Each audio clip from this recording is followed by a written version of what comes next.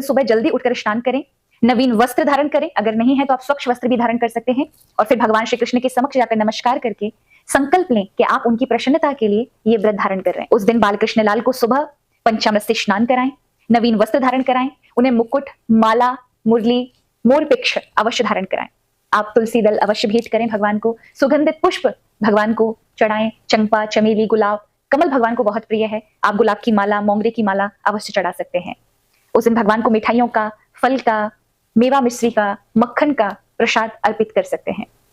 उस दिन आपको भगवान के समक्ष गोपाल सहस्त्र नाम का पाठ करना चाहिए। कहा जाता है जिनके कोई संतान नहीं है, यदि वो गोपाल सहस्त्र नाम का पाठ इस दिन करते हैं और घी का दीपक जलाकर करेंगे तो उन्हें भगवान श्री कृष्ण पुत्र की प्राप्ति कराते हैं, यानी संतान की भी प्राप्ति होती है।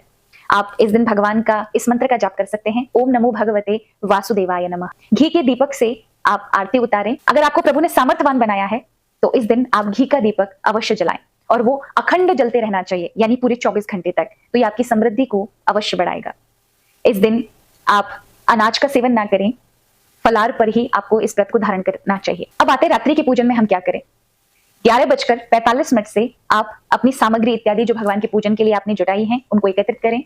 आप 11:55 पर छोटे से बालकृष्ण का जो रूप है उनको कोई खीरे का या फिर पपीते का कोई फल लेकर के उसमें थोड़ा सा हिस्सा काटिए जिसमें आपके बालकृष्ण लाल अंदर जा सकें, क्योंकि उसी को हम देवकी माता का गर्व मानते हैं। आप अपने लड्डू गोपाल को इसमें 5 मिनट के लिए, यानी 11:55 पर आपको खीरे के अंदर या किसी फल के अंदर भगवान को विराजमान कर देना है, यानी ये भावना रखनी है कि देवकी माता के गर्भ में हमारे लाल जी विराजमान है। और ठीक 12 बजते ही घंटे घड़ियाल के साथ प्रभु को निकालें, फिर से पंचामृत का स्नान कराएं, गंगा जल से स्नान कराएं, नवीन वस्त्र धारण कराएं, चंदन लगाएं, श्रृंगार करें और उनकी आरती उतारें, सुंदर पुष्प माला चढ़ाएं, भगवान को प्रसाद लगाएं, कुछ भजन इत्यादि भी गा सकते हैं, कुछ श्लोक स्तुतियां भी प्रभु को अर्पित कर सकते हैं, और फिर आप जाकर के चंद्र भगवान को अर्घ दें और फिर आकर प्रसाद का वितरण करें, खुद भी पारण करें। इस प्रकार से यदि आप इस व्रत का पालन करते हैं, इन नियमों को धारण करते हैं, तो भगवान कृष्ण की कृपा उस व्यक्ति पर अवश्य होती है। तो जिसका जन्मदिन होता है हम उसके लिए कोई ना कोई उपहार तो उस दिन भेंट करते ही हैं, और वो उपहार भी उसका प्रिय होना चाहिए, इस बात का हम विचार करते हैं। तो भगवान कृष्ण के लिए आपने क्या उपहार प्लान किया है या क्या योजना बनाई है कि भगवान कृष्ण को आप उपहार में क्या भेंट करेंगे।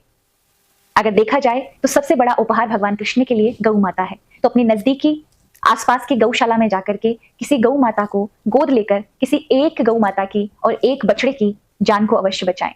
हो सके तो आप अपने आसपास की गौशाला में जाकर के गौ माता को कुछ भोजन इत्यादि की, प्रसादी की व्यवस्था कराएं, यानी उन्हें चारा, भूसा, दलिया इत्यादि की सेवा दें। अगर आपके घर में कोई गाय है तो उस दिन उनकी सेवा करें, उन्हें स्नान कराएं। सुंदर आप जो भी चारा, भूसा इत्यादि या जो भी सामग्री बना करके कच्ची इत्यादि दे सकते हैं, आप अवश्य उन्हें फल इत्यादि पवाएं। ये भगवान के लिए सबसे बड़ा उपहार है, और इससे बढ़कर उपहार गौ माता से प्रिय भगवान कृष्ण को कुछ भी नहीं है। और उनके भक्त आज के दिन विशेष रूप से गौ माता की सेवा, पूजन, उन्हीं में कृष्ण का दर्शन करते हैं, वो भगवान कृष्ण को अत्यंत प्रिय होते हैं।